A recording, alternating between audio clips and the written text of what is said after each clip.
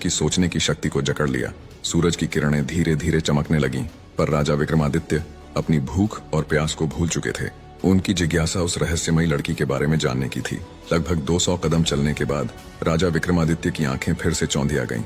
अब उस खूबसूरत लड़की ने अपना रूप बदलकर एक जहरीले नाग का रूप धारण कर लिया। वह नाग तेजी से आगे बढ़ा। नाग ने एक नदी के किनारे पहुंचकर कुछ क्षण रुका और फिर अचानक नदी में कूद गया। राजा विक्रमादित्य उस किनारे पर खड़े होकर यह सब देख रहे थे। थोड़ी ही देर में नाग ने एक नाव पर छलांग लगा दी, जिसमें लगभग 20 से 25 लोग सवार थे। जैसे ही नाग ने नाव में प्रवेश किया, वहां अफरा तफरी मच गई। लोग अपनी जान बचाने के लिए नदी में कूद पड़े। जो तैरना जानते थे वे तैरकर किनारे तक पहुंच गए और जो नहीं जानते थे वे डूब कर मर गए। कुछ समय बाद नाग फिर से नदी से बाहर आया और नदी के किनारे चलने लगा। विक्रमादित्य ने उस नाग का पीछा करना जारी रखा।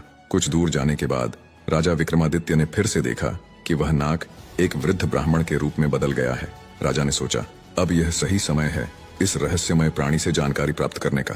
विक्रमादित्य तेज कदमों से उस ब्राह्मण के पास पहुंचे और हाथ जोड़कर नमस्कार किया। वृद्ध ब्राह्मण ने भी हाथ उठाकर अभिवादन स्वीकार किया और आशीर्वाद दिया। राजा विक्रमादित्य ने वृद्ध ब्राह्मण से पूछा, हे ब्राह्मण देव, तुम कौन हो? ब्राह्मण ने निराशा से कहा, क्या तुम नहीं देख सकते? मैं एक ब्राह्मण हूँ। राजा ने फिर से कहा, तुम झूठ बोल रहे हो, तुम ब्राह्मण नहीं हो, है ना? ब्राह्मण ने चिढ़ते हुए कहा, फिर तुम मुझे बताओ, मैं कौन हूँ?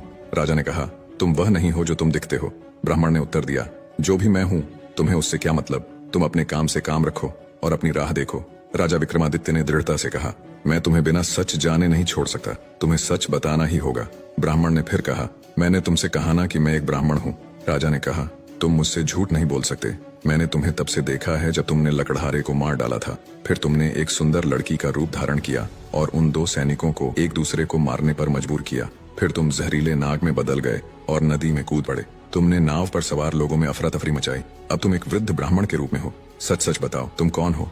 राजा विक्रमादित्य की बातें सुनकर ब्राह्मण ने कहा, अगर मैं नहीं बताऊं तो तुम क्या करोगे? राजा ने अपनी तलवार निकालते हुए कहा, तब तैयार हो जाओ मरने के लिए। तुम्हें नहीं पता कि यह विक्रमादित्य की नगरी है। तुम इतने लोगों की जान लेकर इस पवित्र राजा के